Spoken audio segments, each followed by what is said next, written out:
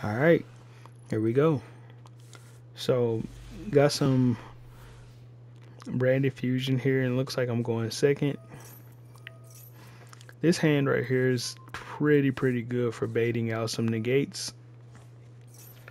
So, or even not even necessarily just baiting out negates, but breaking boards. This is a pretty good, strong hand for breaking boards because I already opened branded fusion, so basically I can save that for last, and I can force them to make plays, force them to use their resources up on this Fallen of the Albaz. Springen's kit can also extend once I do have fusion monsters on the field, so we'll see how that all kind of plays out.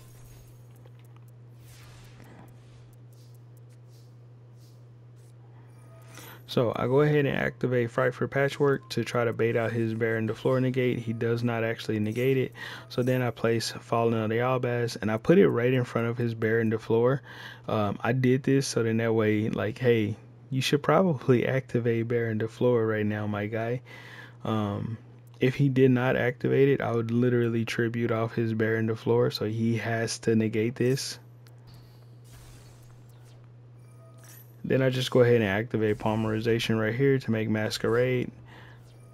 And of course he does not want to deal with this Masquerade, so he is going to get rid of my Masquerade, which is completely fine by me. I'm glad to use up the once per turn effect of this card right here. That's all I'm really doing a lot of this stuff for, is just using up their effects. So Lubellion goes into Mirror Jade. Mirror Jade will literally get rid of one of the cards that he's going to have, which will be his Baron the Floor. Let's get that off the field. Banish it. Goodbye. And then I'm literally just putting Springen's kit on the field. So then that way I'll have an extra card that I can use to go into Chimera, which is the plan right here.